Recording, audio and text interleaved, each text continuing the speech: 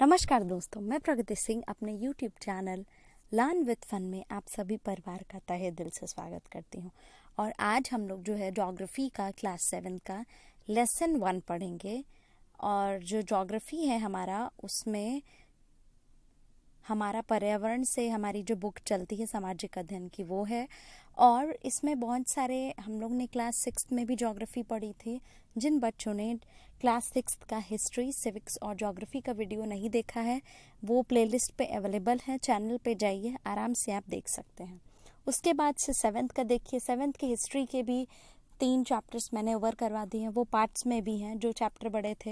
History का आज एक और वीडियो आएगा, क्लास 7th का ही चैप्टर 4 आ जाएगा, द मुगल एम्परर्स।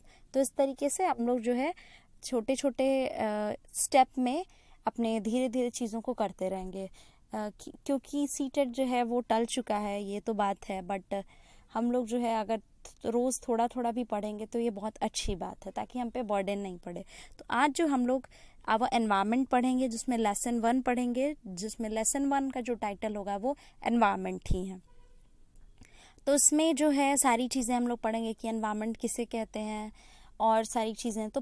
तो सबसे पहले लेसन को डिस्कस करने से पहले मैंने सोचा कि क्यों ना हम लोग पहले सिलेबस को डिस्कस कर लेते हैं कि कितने चैप्टर्स हैं। तो आइए सिलेबस डिस्कस किया जाए। तो विषय सूची जो है, सबसे पहला जो अध्याय है वो फर्स्ट चैप्टर जो है वो पर्यावरण है। दूसरा चैप्टर है हमारी पृथ्वी के अंदर। तीसरा है हमारी बदलती पृथ्वी। चौथा है वायु। पांचवा अध्याय जो है वो जल है। छठवां अध्याय है प्राकृतिक वनस्पति एवं वन्य जीवन। 7वां अध्याय जो है मानवीय पर्यावरण, बस्तियां, परिवहन एवं संचार है।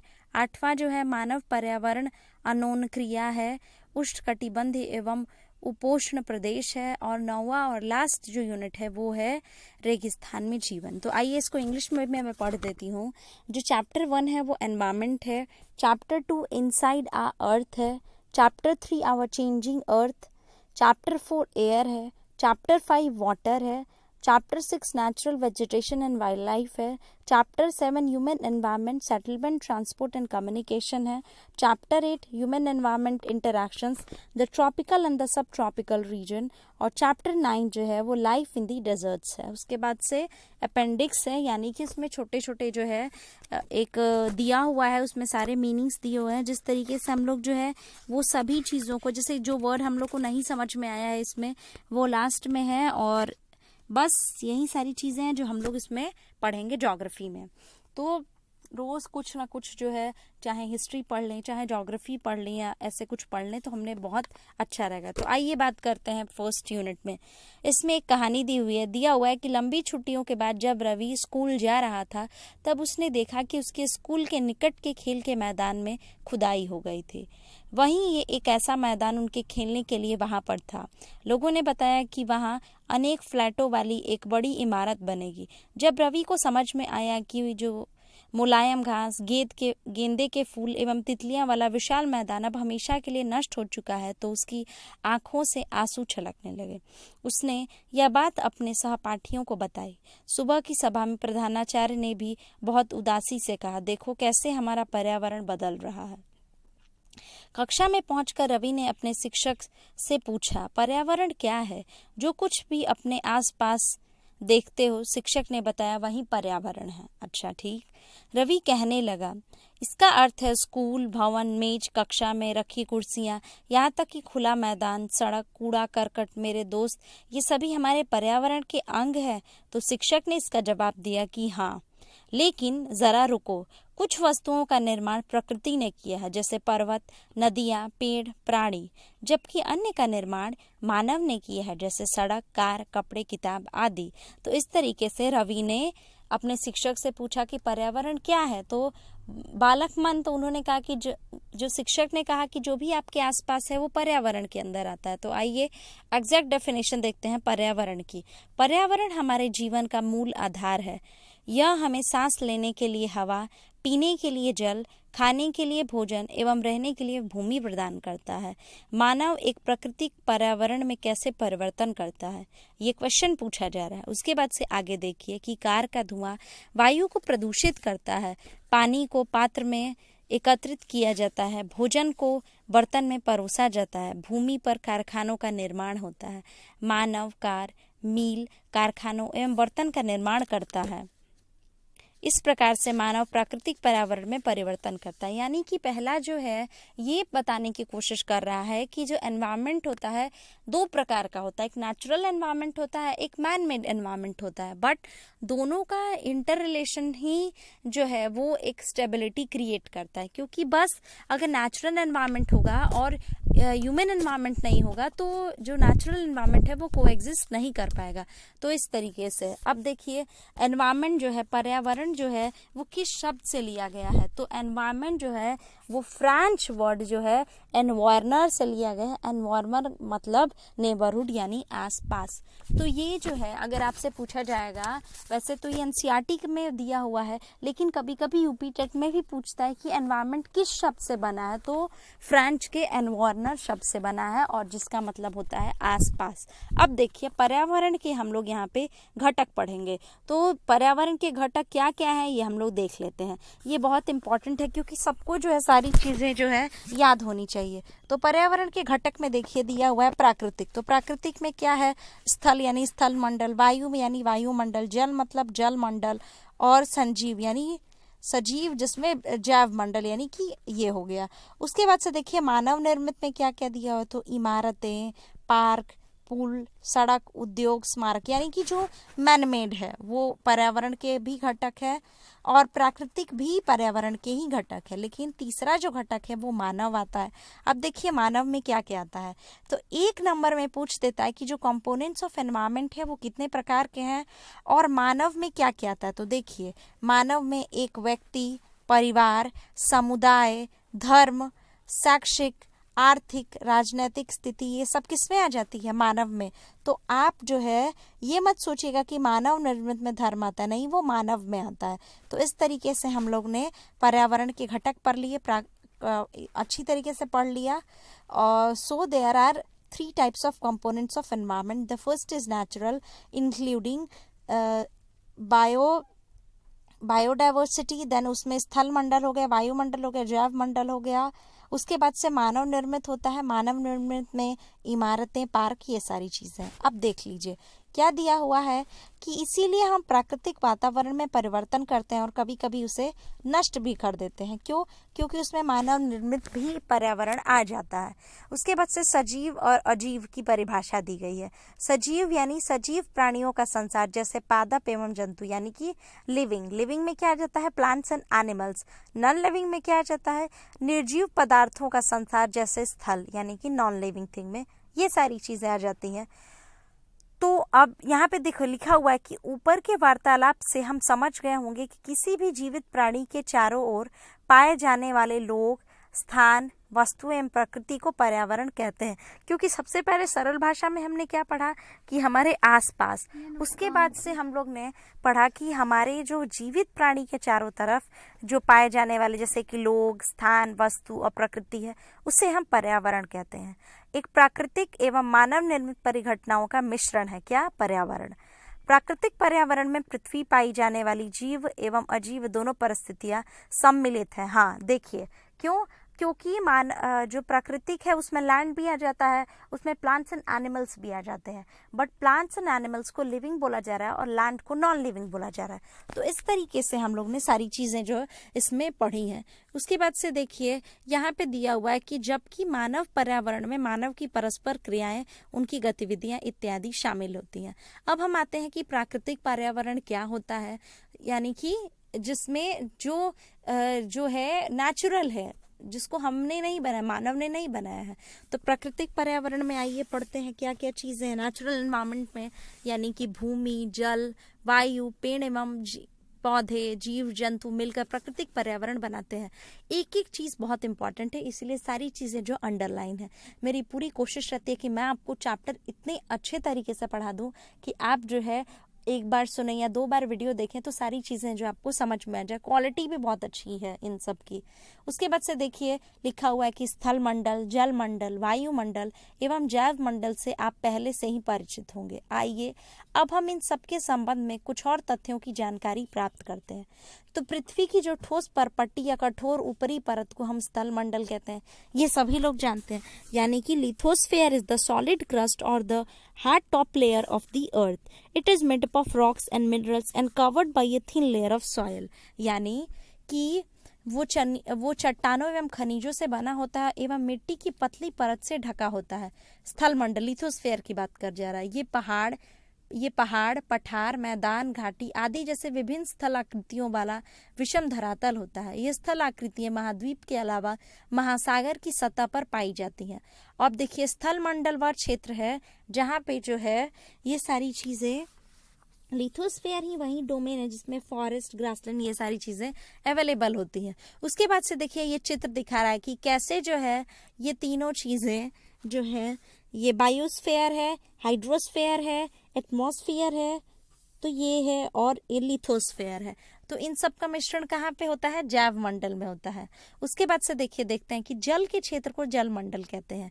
ये जल के विभिन्न स्रोत, जैसे जो विभिन्न मीन्स की डिफरेंट जो सोर्सेज हैं, जैसे कि नदी, झील। ये क्वेश्चन पूछा हुआ था कि जल के डिफरेंट सोर्सेज क्या है, इसीलिए मैंने इस बात को अंडरलाइन किया हुआ है। तो आप लोग देखिए कि क्या क्या है। नदी है, झील है, समुद्र है, महासागर है आदि, जैसे विभिन्न जलाशयों से मिलकर बनता है। ये सभी प्राणियों के लिए आवश्यक है। पृथ्वी के चारों ओर फैली वायु की पतली परत को वायुमंडल कहते हैं। अब देखिए, वायुमंडल भी दे दिया है, मीन्स कि the atmosphere is the thin layer of the earth that surrounds the earth. उसके बाद से दिया हुआ है कि पृथ्वी का गुरुत्वाकर्षण बल अपने चारों ओर के वायुमंडल को थामे रखता है। ये भी चीज जो है वो याद रखने लायक है। ये सूर्य की झुलसने वाली गर्मी एवं हानिकारक किरणों से हमारी रक्षा करता है। तो ये हम लोग ने पढ़ लिया कि किसे हम एटमॉस्फेयर कहते हैं, एटमॉस्फेयर का फंक्शन क्या है, वो जितनी भी अल्ट्रावायलेट रेज हैं उन सब से, उनकी जो झुलसने वाली गर्मी है उन सब से भी हमें बचाता है। अब देखिए, आगे पढ़ते हैं। कई प्रकार की गैस, धूल, कण एवं जलवाष्प उपस्थित रहते हैं। वायुमंडल में परिवर्तन होने से मौसम एवं जलवायु में परिवर्तन होता है, ये हमें पता है। उसके बाद से देखिए आते हैं कि पादप एवं जीव जंतु मिलकर जैव मंडल या सजीव संसार का निर्माण करते हैं। यानी कि बायोस्फीयर का निर्माण, जब हम लोग बायोस्फीयर का क्रिएशन पढ़ेंगे तो वो कैसे होता है, तो वो इस तरीके से होता है कि प्लांट्स और animals kingdom together make biosphere और द लिविंग वर्ल्ड।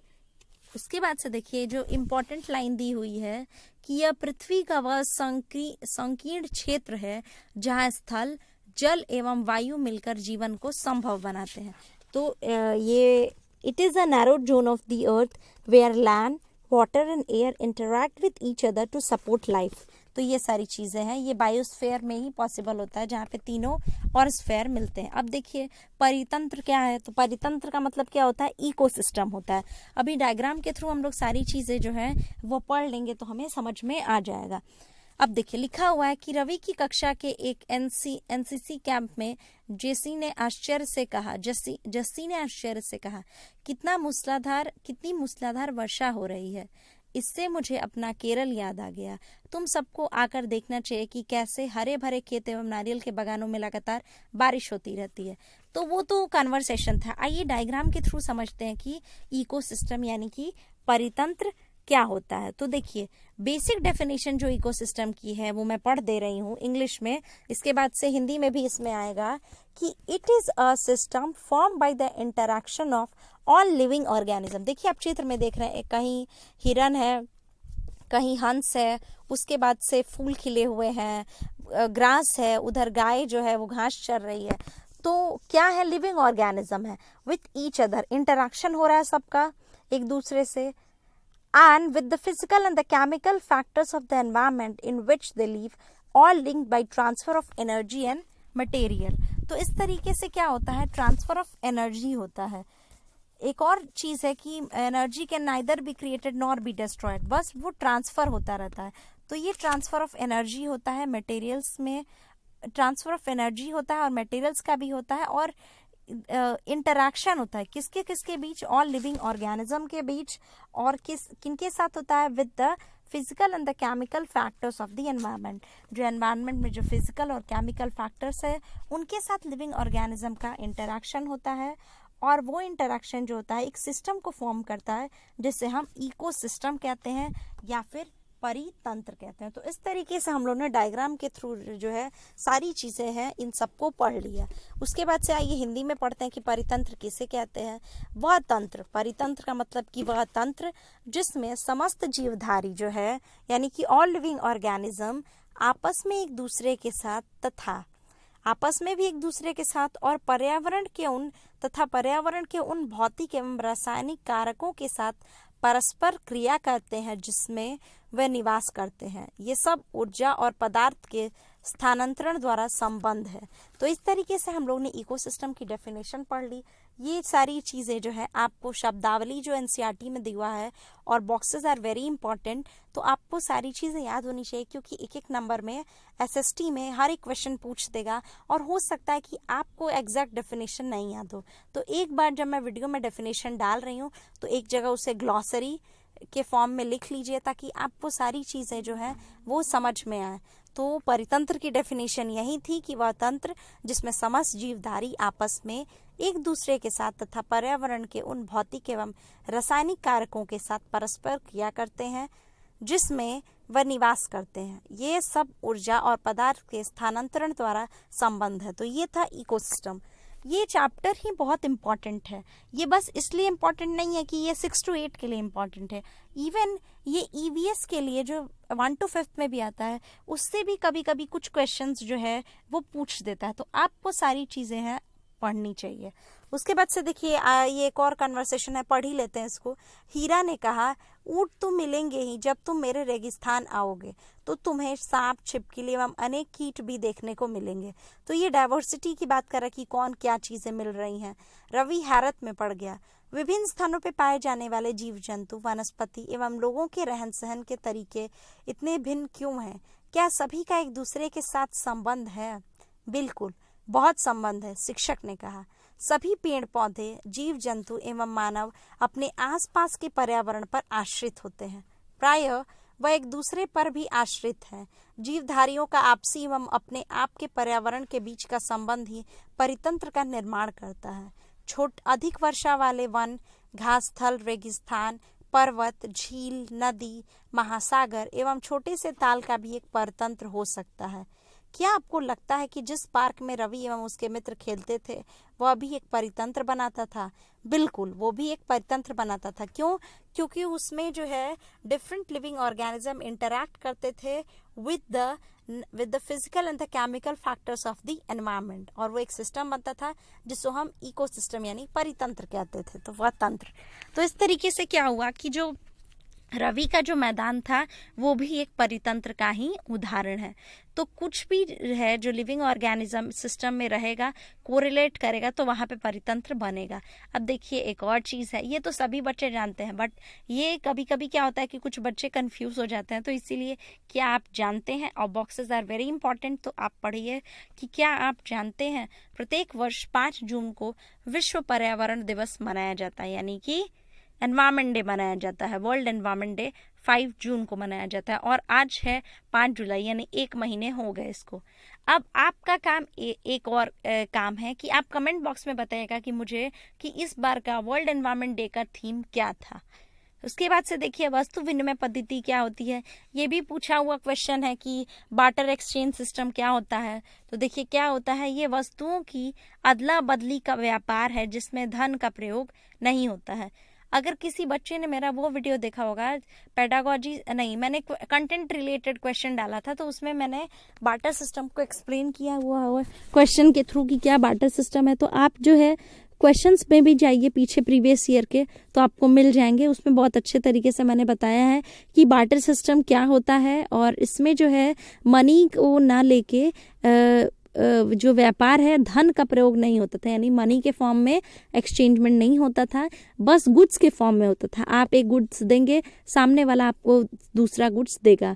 तो ये इस तरीके से था, बट कन्वीनियंस नहीं हो रहा था, तो तब जाके मनी का जो है इन्वेंशन हुआ और इस तरीके से बार्टर सिस्टम हट गया, इरेडिकेट हो गया। अब देखिए मानवीय पर्यावरण में हम लोग क्या क्या पढ़ेंगे, तो आइए पढ़ते हैं ह्यूमन एनवायरनमेंट में क्या क्या होता है। मानव अपने पर्यावरण के साथ पारस्परिक क्रिया करता है और उसमें अपनी आवश्यकता के अनुसार परिवर्तन करता है। प्रारंभिक मानव ने स्वयं को प्रकृति के अनुरूप बना लिया था। उनका जीवन सरल था एवं आसपास की प्रकृति से उनकी आवश्यकताएं पूरी हो जाती थी। समय के साथ कई प्रकार की आवश्यकताएं बढ़ी। मानव ने पर्यावरण के उपयोग एवं उसमें परिवर्तन करने के नए तरीके सीख लिए।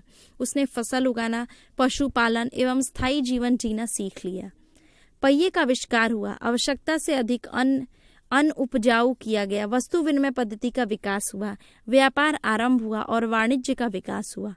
औद्योगिक क्रांति से बड़े पैमाने पर उत्पादन प्रारंभ हो गया। परिवहन तेज गति से प्रारंभ हुआ। सूचना क्रांति से पूरे विश्व में संचार सहज और द्रुत हो गया। तो इस तरीके से क्या है, हम लोग ने सारी चीज़ें हैं जो पढ़ ली हैं कि कैसे जो है ह्यूमन एनवायरनमेंट जो है वो नेचुरल एनवायरनमेंट को इफेक्ट करता है। और उसके क्योंकि बोला जाता है कि necessity is the mother of invention, यानी कि जो जननी जो आविष्कार है वो जननी है, माता है। तो इस तरीके से जो है आप कुछ भी चीज़ अगर नेसेसिटी होगी तो वही मदर ऑफ इन्वेंशन हो जाता है। तो हम लोग ने पढ़ लिया ये सारी चीज़ें। अब आते हैं हम लोग ह्यूमन एनवायरनमेंट के बाद ये जानते हैं कि क्या आप जानते हैं कि आप गर्मी में रसीला तरबूज एवं सर्दी में भुनी हुई मूंगफली क्यों खाना पसंद करते हैं? प्राकृतिक एवं मानवीय पर्यावरण के बीच सही संतुलन होना आवश्यक है। मानव को पर्यावरण के साथ समरसता से रहने एवं उसका उपयोग सीखना चाहिए। यानी कि कभी भी जो है ऐसे नहीं करना चाहिए कि जो आप जो है उस एनवायरनमेंट को बहुत ज़्यादा जो है डिग्रेड करोगे, क्योंकि जितना ज़्यादा कोई डिग्रेड करेगा एनवायरनमेंट को उतना ही वो अपने नेचुरल एनवायरनमेंट को हार्म करता है और उतना ही उसे डिग्रेड करने की हमेशा कोशिश करेगा। उसके बाद से देखिए लिखा हुआ है कि क्या आप जानते हैं कि मानव को पर्यावरण के साथ समरसता से रहना एवं उसका उपयोग सीखना चाहिए। उसके बाद से रवि की कक्षा में एक हारमोनियस वे होना चाहिए कि ह्यूमंस को जो है हारमोनियस वे में सारी चीज़ें हैं सीखनी चाहिए, ताकि आप जो है एनवायरनमेंट के साथ, एनवायरनमेंट बहुत प्रीशियस है तो उसके साथ आप जब भी हारमोनियस एक बैलेंस बना के रहेंगे तभी जाके जो है वो भी बैलेंस में रहेगा और जो हमारा बायोस्फीयर है वो बैलेंस्ड रहेगा। अब देखिए रवि की कक्षा में मिजोरम की एक लड़की है नूरी। वह अक्सर अपने स्थान की हरियाली की बात करती रहती है। खेल का मैदान नष्ट होने के कारण रवि की उदासी देखकर नूरी ने उसे आने वाली छुट्टियों में अपने घर मिजोरम आने को कहा। रवि के शिक्षक ने सभी बच्चों को कहा कि छुट्टियों में वह जिन स्थानों पर जाएंगे वहां के भूदृश्य, घर एवं लोगों के क्रियाकलापों का वर्णन करेंगे। तो इस तरीके से था जो ये चैप्टर जो है वो खत्म हो गया। अब हम आते हैं कुछ मैच द फॉलोइंग पे और कुछ जो है टिक द करेक्ट आंसर है। तो आइए मैच द फॉलोइंग करते हैं। अब देखिए जैव मंडल यानी कि बायोस्फीयर क्या है। तो हम लोग ने बायोस्फीयर की डेफिनेशन नहीं पढ़ी थी कि it is a narrow zone of the earth where land, water and air interact with each other to support life. यानी वह संकीर्ण क्षेत्र जहां स्थल, जल एवं वायु पारस्परिक क्रिया करते हैं। तो जैव मंडल का जो राइट आंसर है वो 5th हो जाएगा। वायुमंडल क्या है? तो पृथ्वी को घेरने वाली वायु की चादर जो है तो वो जो 1st हो जाएगा। जल मंडल माने जलीय क्षेत्र हो जाएगा। पर्यावरण का क्या मतलब होता है? हमारे आसपास का क्षेत्र, उसको हम पर्यावरण बोलते हैं। तो इस तरीके से जो है हम लोग ने एक छोटा सा ये मैच द फॉलोइंग था उसको भी कर लिया। देखिए एक्सरसाइज करने से क्या होता है, आपको इस बात की समझ होती है कि आपने जितना भी कंटेंट पढ़ा है वो आपको सारी चीज़ें समझ में आ रही हैं, आप बहुत अच्छे तरीके से सारी चीज़ों को कर ले रहे हैं। अब इसके बाद से जो है टिक द करेक्ट आंसर है वो भी बहुत अच्छा है। और जो है हम लोग ने सारी चीज़ें इस चैप्टर में पढ़ ली कि एनवायरनमेंट क्या होता है, डेफिनेशन ऑफ एनवायरनमेंट वो किस वर्ड से लिया गया है, यानी कि फ्रेंच वर्ड एनवायरनर से लिया गया है। उसके बाद से और देखेंगे तो हम लोग ने देख लिया कि क्या क्या कंपोनेंट्स हैं एनवायरनमेंट के। तो वो 3 थे कि नेचुरल थे, मानव यानी कि प्राकृतिक थे, मानव निर्मित थे और मानव थे। अब आते हैं अब हम लोग सही उत्तर चिन्हित कीजिए। इनमें से दिया हुआ है कि इनमें से कौन सा प्राकृतिक परितंत्र नहीं है। तो देखिए मरुस्थल, वन और ताल। तो मरुस्थल और वन जो है वो हमारा जो है प्राकृतिक परितंत्र है, लेकिन ताल तो जो हम लोग खुद ही बना सकते हैं, पाउंड जो है, तो उस तरीके से वो प्राकृतिक परितंत्र नहीं है, वो मानव निर्मित में आ जाएगा। उसके बाद से लिखा हुआ है कि इनमें से कौन सा मानवीय पर्यावरण का घटक नहीं है। तो मानवीय पर्यावरण का घटक देख लीजिए कि कौन नहीं है। तो स्थल, धर्म, समुदाय। तो स्थल जो है वो प्राकृतिक में आता है, न कि हमारे जो है धर्म और न कि हमारे मानवीय पर्यावरण का घटक नहीं है। तो मानवीय पर्यावरण में स्थल नहीं आएगा, धर्म और समुदाय मानवीय पर्यावरण में, ये तो प्राकृतिक में है। उसके बाद से देखिए तीसरा है कि इनमें से कौन सा मानव निर्मित पर्यावरण है। तो मानव निर्मित पर्यावरण में क्या आ जाएगा, तो सड़क आ जाएगा। पहाड़ और समुद्र जो है वो प्राकृतिक है। उसके बाद से लास्ट दिया है कि इनमें से कौन सा पर्यावरण के लिए खतरा हो सकता है। तो पादप वृद्धि, फसल वृद्धि या जनसंख्या वृद्धि। तो ये बहुत नेचुरल है कि जब भी पॉपुलेशन बढ़ेगी तो डिफॉरेस्टेशन होगा तो सॉइल इरोजन होगा तो हमारे जो बैलेंस्ड एनवायरनमेंट को बहुत ज़्यादा नुकसान होगा। तो इसीलिए जब भी पॉपुलेशन ग्रोथ जो होगा वो पर्यावरण के लिए बहुत बड़ा खतरा है। सो that's all for today. I hope आप लोग को मेरा जो ये मैटर है, ये कंटेंट है, ये आप लोग को बहुत अच्छा लगा होगा। और इस तरीके से अच्छा लगा होगा तो प्लीज़ लाइक कीजिएगा, जितना ज़्यादा हो सके शेयर कीजिएगा। चैनल पे नए हैं तो सब्सक्राइब कीजिएगा चैनल को। और आप जो है अच्छे से पढ़िए और रोज़ कुछ ना कुछ हम लोग पढ़ते रहेंगे। और इस तरीके से हम लोग जो एक टाइम आएगा जब सारी चीज़ें जो है सोशल स्टडी की कवर अप कर लेंगे। पेडागोजी मैंने पढ़ा दिया हुआ है, आप कंटेंट उसके वीडियो कंटेंट देख सकते हैं जाके, बहुत अच्छे हैं सारे, आप लोग देखिएगा, सारी चीज़ें आप लोग को समझ में आएंगी। और मैं कोई पे वीडियो बड़ा नहीं बनाऊंगी, बस हिस्ट्री के बड़े हो सकते हैं क्योंकि वो हिस्ट्री जो सिलेबस है वही बहुत बड़ी चीज़ है, तो उसमें भी हम लोग को डरना नहीं है, बहुत अच्छे तरीके से कर लेंगे। So that's all for today. और stay tune to my YouTube channel. और आई होप आप लोग अपने हेल्थ का ध्यान रखिए, अपने आप को हेल्दी रखिए बस, और मन लगा के पढ़िए। That's all. Thank you so much. Have a nice day.